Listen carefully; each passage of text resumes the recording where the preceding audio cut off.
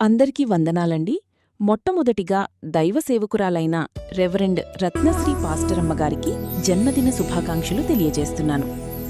ఈరోజు రత్నశ్రీ పాస్టరమ్మ గారి సాక్ష్యాన్ని తెలుసుకోవడానికి ప్రయత్నిద్దాం. కటారి రత్నశ్రీ అమ్మగారి సొంత ఊరు చిన్న గొల్లపాలెం.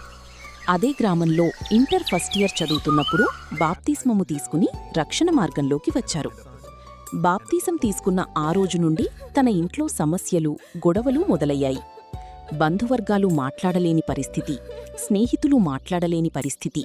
ఒక్క మాటలో చెప్పాలంటే తన సొంత గ్రామ ప్రజలే వెలివేతకు గురిచేయడం జరిగింది. బాధపడ్డారే తప్ప తన తల్లిదండ్రులను ఎదిరించలేదు.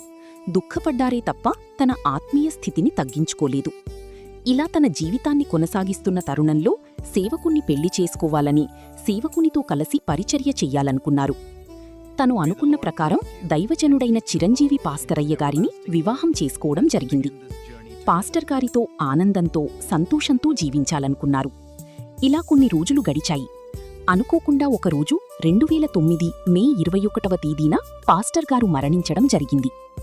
ఆ సమయంలో పాస్టరమ్మగారికి ఏమి చెయ్యాలో దిక్కుతూచని పరిస్థితిలో అలా నేలపై కృంగిపోయారు. ఒక పక్క తన సొంత ఇంటికి వెళ్లలేని పరిస్థితి, మరో పక్క తన అత్తమామ ఇంటికి వెళ్లలేని పరిస్థితి, ఇంకో పక్క పిల్లల భవిష్యత్తు ఏమైపోతుందో అని అర్థం కాక తన భర్త శవాన్ని చూస్తూ బాధతో అలా ఉండిపోయారు. ఆ సమయంలో తన బంధువర్గాలు, తన స్నేహితులు ఎవ్వరూ సపోర్టుగా నిలబడలేకపోయారు. ఆ సమయంలో తనకి తానే బలపరుచుకున్నారు.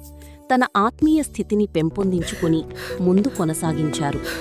తన కుటుంబాన్ని పోషించుకోవడం కోసం పాస్టరమ్మగారు ఎంతో కష్టపడ్డారు. తన పిల్లల భవిష్యత్ కొరకు తన జీవితాన్ని త్యాగం చేశారు. తన పిల్లల భవిష్యత్ ఉన్నత స్థాయిలో ఉండాలని తన భవిష్యత్తుని పణంగా పెట్టారు. ఇలా కొనసాగుతున్న తరుణంలో ప్రభువైన యేసుక్రీస్తువారు అమ్మగారిని దర్శించి సేవ నిమిత్తం, పరిచర్య నిమిత్తం వాసిలి గ్రామాన్ని దేవుడు చూపించడం జరిగింది. ఇలా సేవ చేస్తున్న తరుణంలో ఎన్నో ఇబ్బందులు, ఎన్నో సమస్యలు, ఎన్నో ఆర్థిక సమస్యలు, ఎన్నో నిందలు.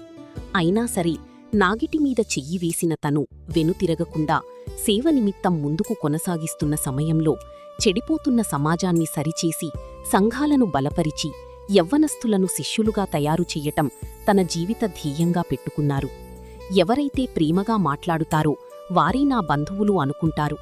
బాధ కలిగించిన వారిని స్వార్థం లేకుండా ప్రేమిస్తారు.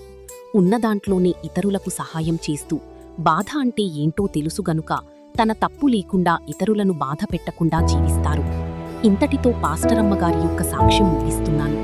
అలాగే ఈ వీడియోలో ఏదైనా పొరపాట్లు ఉంటే పాస్టర్ గారు దయ ఉంచి మమ్మల్ని క్షమించాలని ప్రభు పేరిట మనవి చేస్తున్నాను.